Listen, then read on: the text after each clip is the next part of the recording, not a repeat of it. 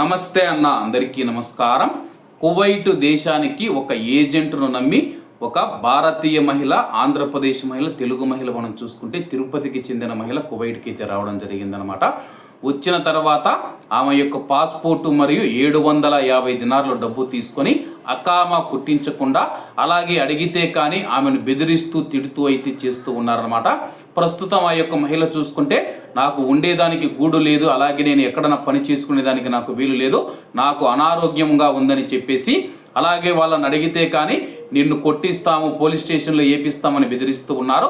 తినేదానికి తిండి లేదు, అలాగే ఇతరుల రూమ్లలో ఉంటూ ఉన్నాను, వాళ్ళకు కూడా నేను భారమైపోతూ ఉన్నాను. దయచేసి సీఎం నారా చంద్రబాబు నాయుడు గారు, డిప్యూటీ సీఎం పవన్ కళ్యాణ్ గారు, మంత్రి నారా లోకేష్ గారు స్పందించి దయచేసి నాకు న్యాయం చేయాలని చెప్పేసి ఆ మహిళ కోరుతూ ఉంది. ఆ మహిళకు సంబంధించిన వీడియో అయితే ఆమె మాట్లాడింది. ఆమెను ఏ ఏజెంట్ మోసం చేశాడని చెప్పేసి పూర్తి వివరాలు అయితే ఆమె మాట్లాడింది. ఆ యొక్క వీడియోను ప్లే చేస్తాను, ఒకసారి మీరు చూడండి. అలే నమస్తే అండి చంద్రబాబు నాయుడు గారు, నమస్తే అండి పవన్ కళ్యాణ్ గారు. నా పేరు పుష్ప అండి, మా తిరుపతి అండి. నేను కోయట్లో ఉన్నానండి. ఒక ఏజెంట్ నమ్మి నేను మోసపోయినానండి. నా దగ్గర 750 దినాలు డబ్బులు తీసుకొని పాస్పోర్ట్ తీసుకొని నాకు అకామా కొట్టలేదు, పాస్పోర్ట్ లేదు సార్. నేను చాలా కష్టంలో ఉన్నాను సార్. పని లేదు, డబ్బు లేదు సార్. నేను అప్పు చేసి 750 దినాలు కోయేడు డబ్బు ఇచ్చేసినాను సార్. ఏజెంట్ నమ్మి మోసపోయినాను సార్. మీరే నాకు సహాయం చేయాలి సార్.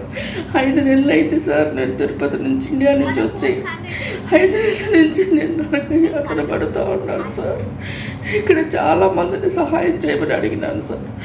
నాకు ఎవరు సహాయం చేయడం లేదు సార్. నాకు దయచేసి మీరే నాకు సహాయం చేయాలి సార్.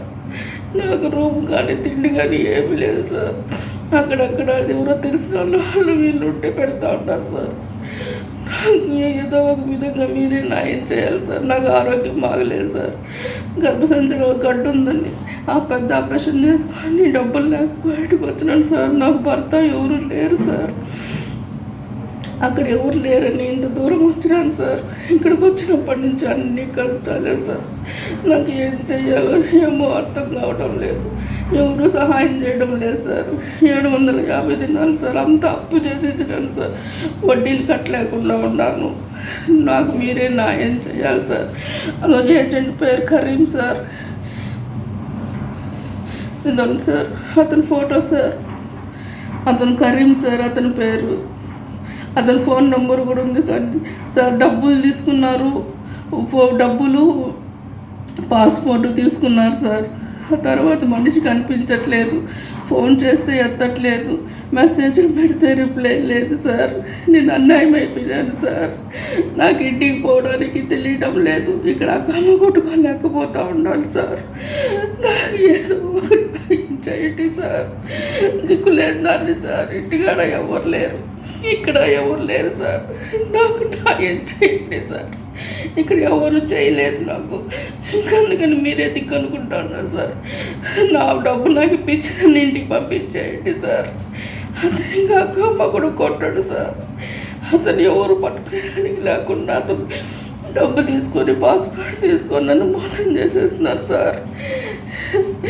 సార్ చంద్రబాబు నాయుడు గారు సార్, పవన్ కళ్యాణ్ సార్, నాకు న్యాయం చేయండి సార్. నాకు ఇప్పుడు ఆదుకునేదానికి ఎవరూ లేరు సార్. మీరే న్యాయం చేయాలి సార్. మీరే న్యాయం చేయాలి. ఆరోగ్యం కూడా బాగలేదు సార్. కనీసం మాత్రలు మందులు తెచ్చుకోవడానికి కూడా నా దగ్గర డబ్బులు లేవు సార్.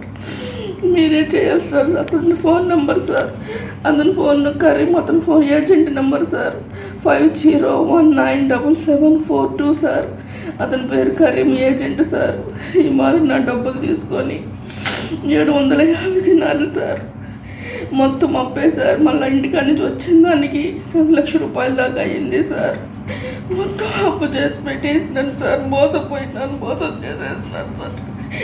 నాకు ఇంటికి పోయేదానికి అవకాశం లేదు, ఇక్కడ ఉండేదానికి అవకాశం లేదు సార్. నాకు పాస్పోర్ట్ లేదు, అక్కమ్మ లేదు, ఎవరు నాకు పని కూడా ఇవ్వడం లేదు, ఎవరు రూమ్లో కూడా పెట్టుకోవడం లేదు సార్. నాకు మీరే న్యాయం చేయాలి సార్. ఏదో ఒక విధంగా ఏదో ఒక దారి చూపించండి సార్. నా నెంబర్ కూడా ఉంది సార్. నా నెంబర్ వచ్చి 7095932729 సార్. నా పేరు పుష్ప సార్. మీరే ఏదో ఒక విధంగా నాకు న్యాయం చేయండి సార్. మిమ్మల్ని నమ్మి ఈ వీడియో పెడతాను సార్. నాకు ఏదో ఒకటి చేయండి సార్. నా డబ్బు తీసేసి నన్ను ఇంటికైనా పంపించేయండి సార్. దయచేసి నాకు ఏదో ఒక సహాయం. నాకు ఎవరు లేరు సార్ ఇక్కడ సహాయం చేయడానికి కూడా సార్. మీరు ఏదో చేస్తారండి. నన్ను ఇంటికి పంపించేయండి సార్. నేను పోలీస్ స్టేషన్లలో జైళ్ళలో పడలేను సార్. నా హెల్త్ బాగలేదు.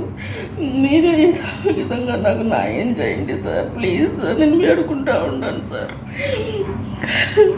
సార్ ఏదో ఒక విధంగా నాకు న్యాయం చేయండి సార్. చూశారు కదా ఆమె యొక్క వీడియోను. కాబట్టి కువైట్లో ఉన్న ఇండియన్ ఎంబసీ మరియు అలాగే ఆంధ్రప్రదేశ్ ప్రభుత్వం వెంటనే స్పందించి ఆమెకు న్యాయం చేయాలని చెప్పేసి మనం అందరం కోరుకుందాం.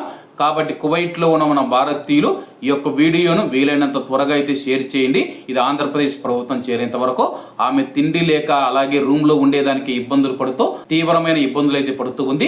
ప్రతి ఒక్కరూ ఆమెకు సహాయం చేయాలని కోరుకుంటూ అందరూ బాగుండాలి, అందులో మనం ఉండాలి. అందరికీ నమస్తే అన్న. జై హింద్.